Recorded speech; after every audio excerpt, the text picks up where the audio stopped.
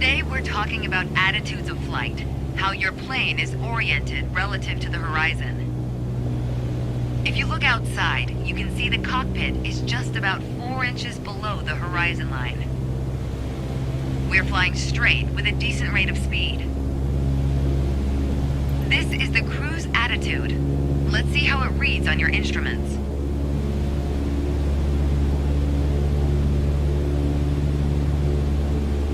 Take a look at the attitude indicator. As the name implies, it shows your current attitude. The white line is the horizon, with the sky above and the ground below. That orange element in the middle, aligned with the horizon, that's your plane. Just like we saw outside, our current attitude reads pretty much straight and level. Okay, now let's see how much power the engine's generating. Check your tachometer. Looks like we're pushing around 2,300 revolutions per minute. Combined, attitude and engine RPMs translate to aircraft performance. Which leads us to your airspeed indicator.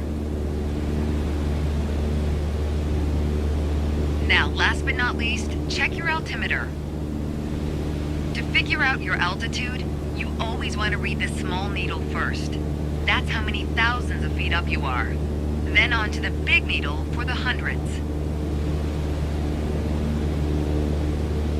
With our current attitude and power output, we're holding a speed of 90 knots and a stable altitude of 6,000 feet. But that's about to change. Take the stick when you're ready. Pull back slightly on the yoke to raise the nose just above the horizon line. About 2 inches. Make sure you don't pitch up too much, or the angle will be too steep to create lift. And without enough lift, we'll stall. Alright, go full throttle and start climbing.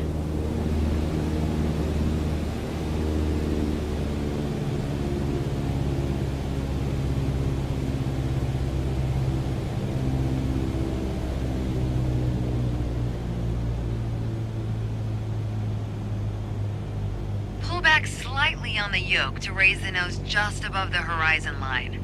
About 2 inches.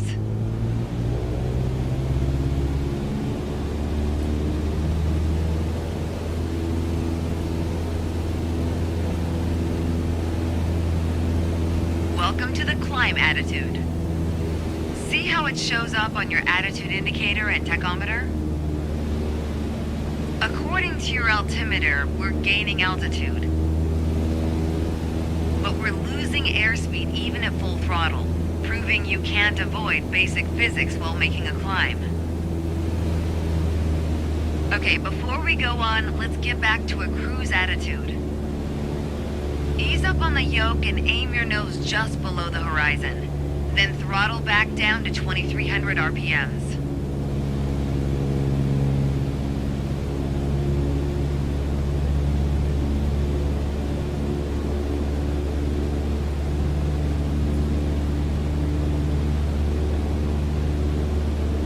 Nice job. We're now set up with the same attitude and power we had at the top of our lesson. Next up is the descent attitude. Start by reducing your RPMs to 1,800.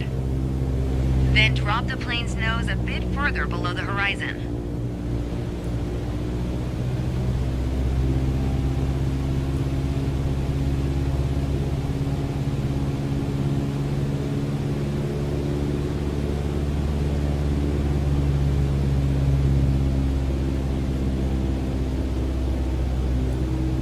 As expected, with a nose-down attitude, our altitude is decreasing, while our speed is picking up.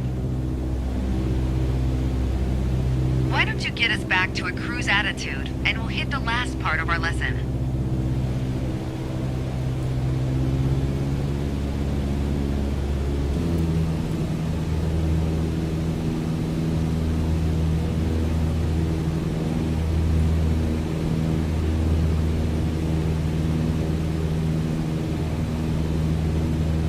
There we go. Now that we know how to cruise, climb, and descend, let's talk about the turn attitude.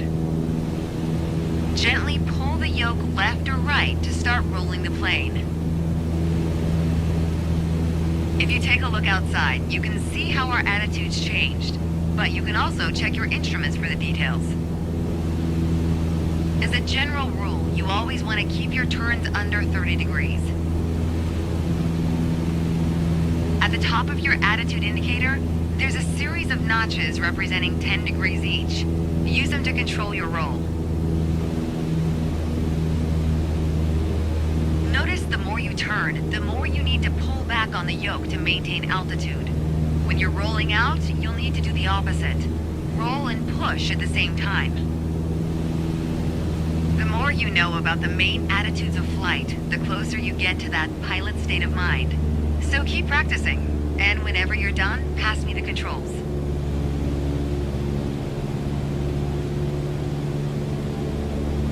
Thanks, I've got control now. Well done.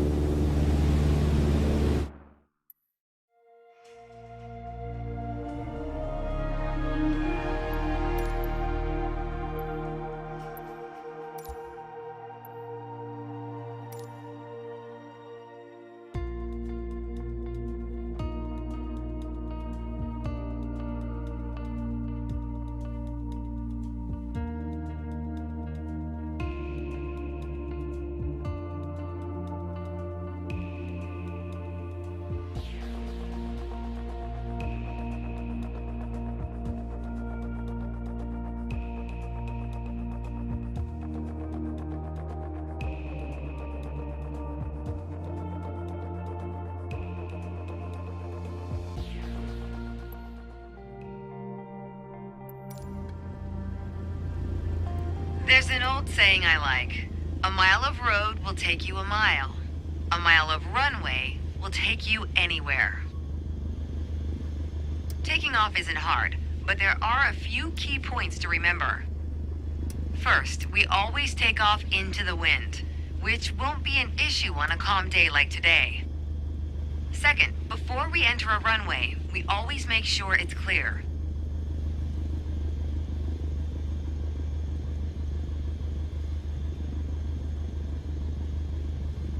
Everything looks good, no cross traffic. Go ahead and taxi into position. The rudder pedals should make steering the plane pretty easy.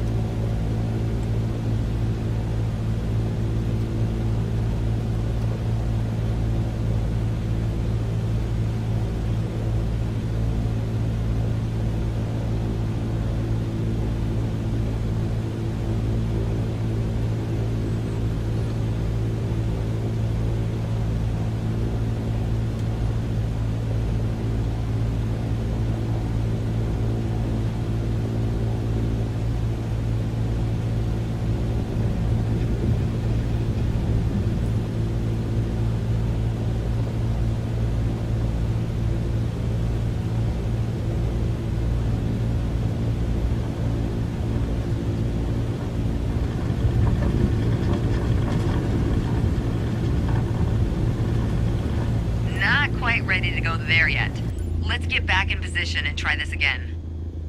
Alright, let's do this. Apply full power and I'll walk you through the takeoff as we go.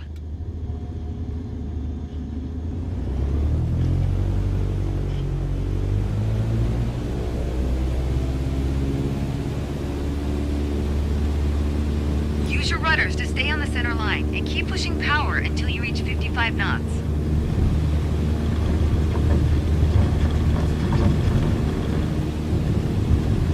Not quite ready to go there yet. Let's get back in position and try this again.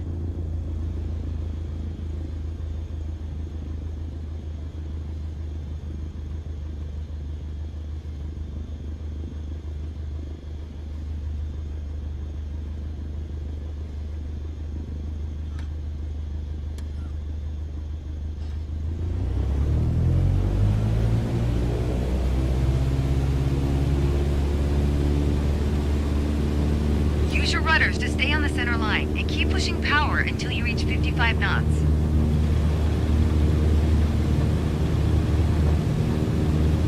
Good. Now gently pull back on the yoke. Line up the top of your instrument panel so it's a couple inches above the horizon. That'll pitch us up and